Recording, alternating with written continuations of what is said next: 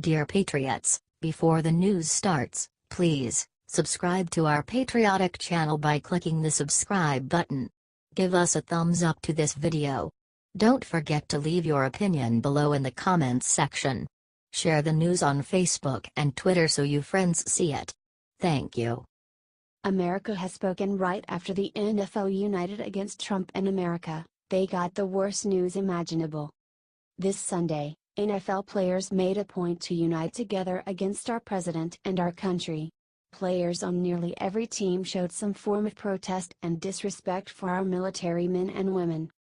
3 teams, the Seahawks Titans and Steelers, made the ultimate cowardly move and stayed in the locker room during the national anthem.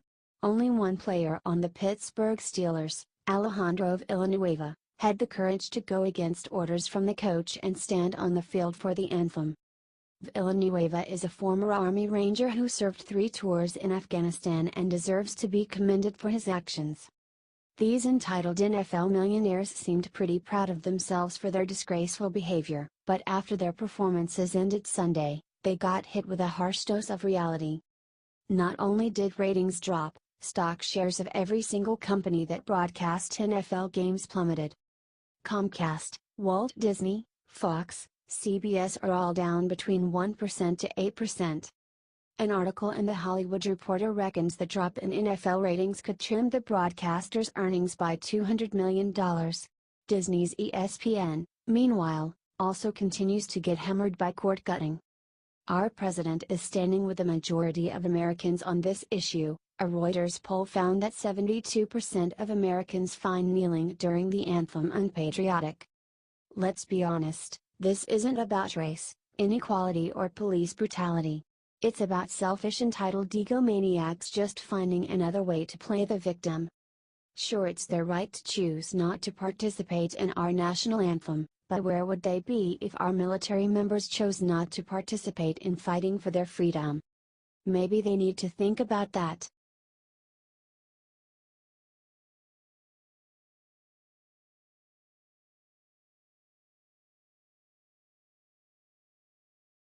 Seconds before he got on the plane, Trump turned to camera and dropped bombshell about NFL boycott.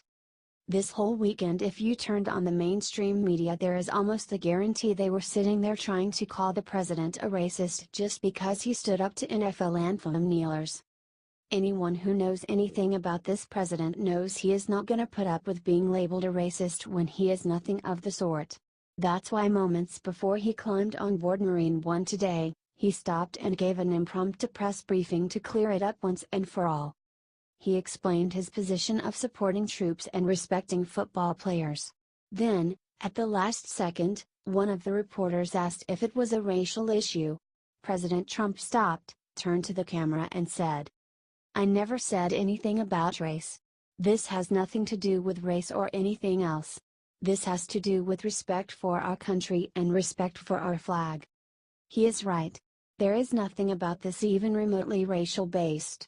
After all, white players have kneeled during the anthem too at this point, and Trump did not exclude them from his statement. No, this is about giving up a few seconds before a sporting event where we honor the men and women who died for our country.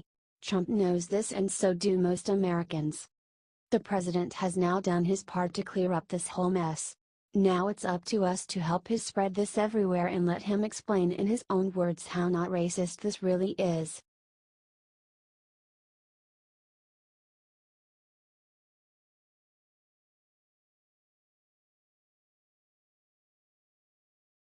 Trump just became the biggest Cowboys fan ever after what Jerry Jones said to anthem kneelers. President Trump has had enough of NFL football players disrespecting the American flag and the national anthem. And Jerry Jones, owner of the Dallas Cowboys, agrees. "I do not think the place to express yourself in society is as we recognize the American flag," Jerry Jones told Fox Business' Cheryl Kaysen last week. "So that's not the place to do anything other than honor the flag and everybody that's given up a little bit for it." These NFL protests have gotten out of control. Yes, we have freedom of speech in this country. And many have fought and died for that freedom. But there's a time and place for everything, and the time during which we are honoring our flag and the men and women who sacrificed everything for it, is decidedly not the time, or the place. I happened to be at the Tennessee Titans game against the Seattle Seahawks, in Nashville on Sunday. No players from either team came onto the field to honor the flag or the anthem. And I personally know avid Titans fans who have vowed never to return to that stadium again. So, while those NFL players have their right to free speech, we, too, have the right to respond with our wallets. So I say, go Cowboys! And I know President Trump does, too. If you are a new, or old, Cowboys fan, at least a little now, please share this everywhere, and comment, Go Cowboys! T. Fox Business.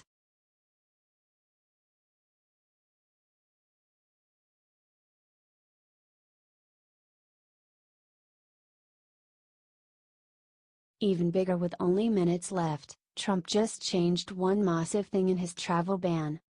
President Donald Trump made a promise to the American people that he would do whatever was necessary to protect our country no matter what the media backlash was. Well, today the president did just that.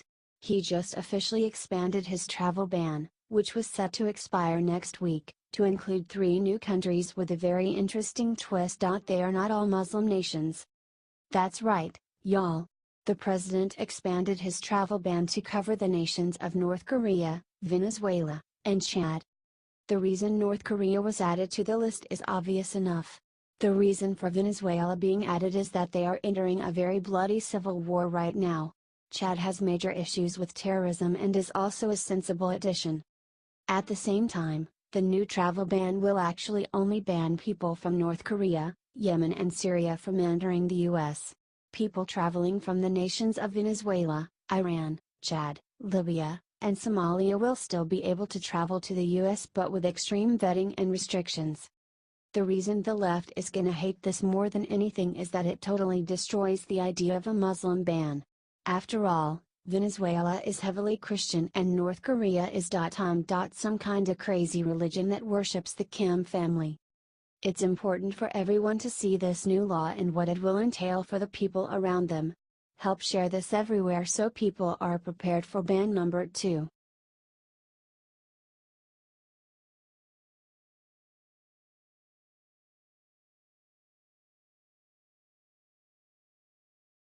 The crowd at Obama's house last night were caught screaming the worst thing imaginable.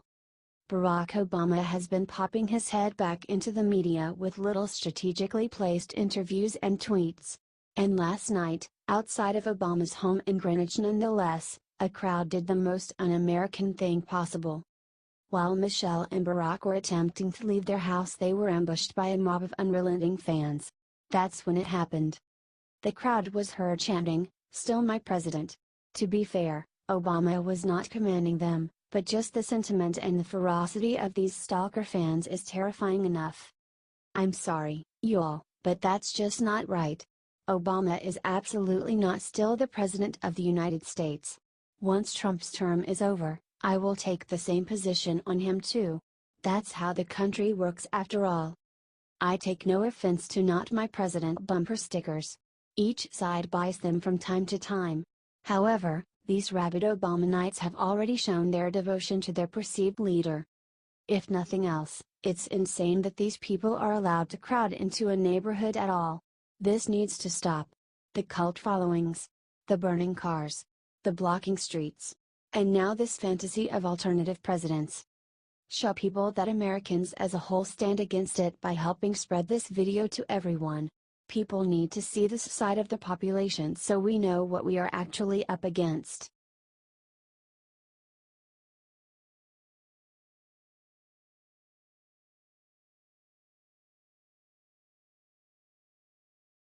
Right after the game, Steelers coach Mike Tomlin did something horrible to Army Ranger who stood for anthem. This Sunday, NFL players made a point to unite together against our president and our military.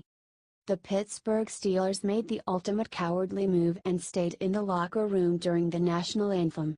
Only one player on the team, Alejandro Villanueva, had the courage to go against orders from the coach and stand on the field for the anthem. Villanueva is a former Army Ranger who served 3 tours in Afghanistan and was awarded the Bronze Star Medal for Valor. He wasn't going to let politics come before his patriotism. But instead of praising Villanueva or understanding why standing for the anthem is so important to an Army Ranger, Steelers coach Mike Tomlin trashed his own player, claiming that Villanueva was disrespecting his team. Tomlin said in a post-game press conference that he was looking for 100% participation in whatever course of action the team took during the national anthem. When asked by a reporter about Villanueva coming out for the anthem, Tomlin said, "Like I said, I was looking for 100% participation. We were gonna be respectful of our football team." Apparently Coach Tomlin cares more about having respect for his football team than he does about respecting our veterans.